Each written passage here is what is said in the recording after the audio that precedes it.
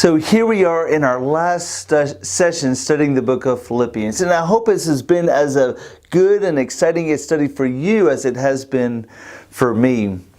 I remember when I was a little kid, me and my family, we would go to the beach. And one of the things that we love to do is we love to build nice big sandcastles. And we would spend hours and hours building all these towers and parapets and all of these little things on these sandcastles. We'd even build a moat and a drawbridge. But one of the things that we realized is that the tide was going to come in and was going to take over the sandcastle. And we tried to protect against that. And so we would build these big walls in front of our castle. So when the waves would start coming in, that it would protect our castle, and our castle would be able to last just a little bit longer.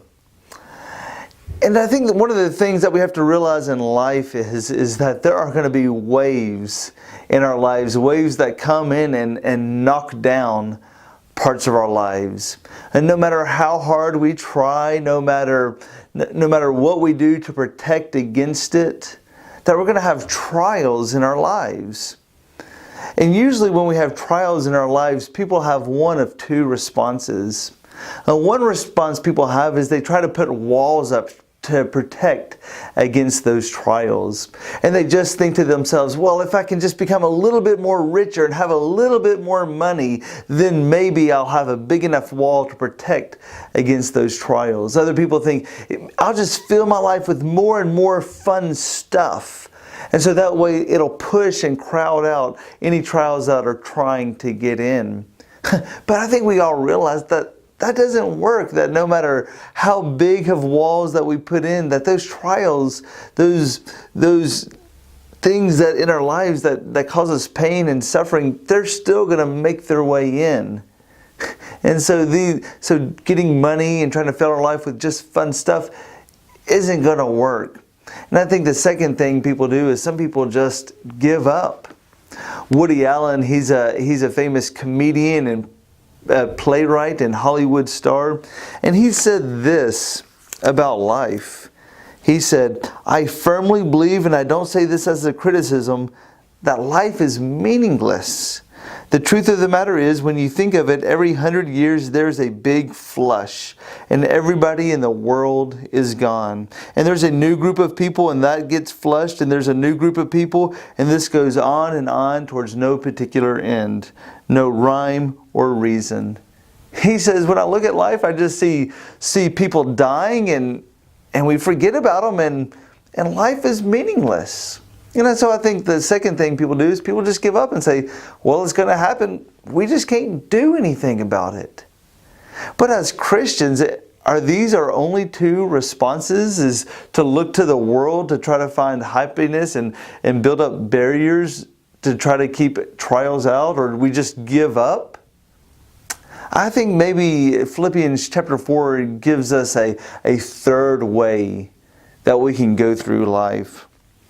We find in Philippians chapter 4 that they were having trials. They were having problems. Philippians chapter 4 and verse 2 talks about how two women were arguing and it was bringing drama into the church. And I think we've all experienced where drama has torn apart friendships, it's torn apart families. It's called significant damage in our lives, in the lives of people we loved. And then we go on and we find out about Paul and trials that he was going through. He talks about, in verse 11, he says, "I am not saying this because I am in need, for I have learned to be content in whatever the circumstances. I know what it is to be in need. I know what it is to have plenty. I have learned the secret of being content in any and every situation, whether being well-fed or being hungry, whether living in plenty or living in want." He says that I've been in want, I've been hungry, I've been in need, but I've learned to be content. And so when these trials come in our lives, what's the secret of being content? What's the secret of being able to weather these storms in our life? And I think Philippians chapter 4 gives us the answer. In 4 places in Philippians 4, it says this. It says in verse 5, Let your gentleness be evident to all. The Lord is near. And then verse 7, and the peace of God, which transcends all understanding, will guard your hearts and your minds in Christ Jesus.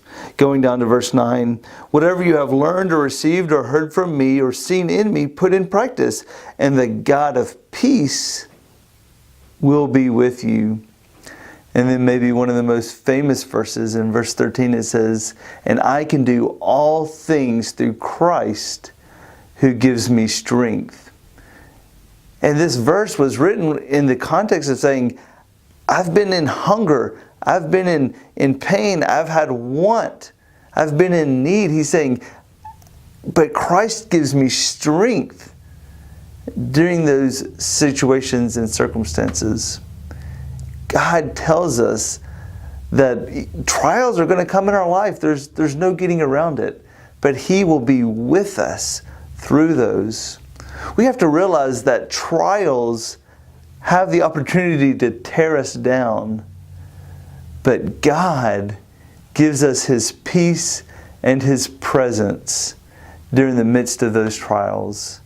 And because God is there with us to strengthen us, we can make it through anything.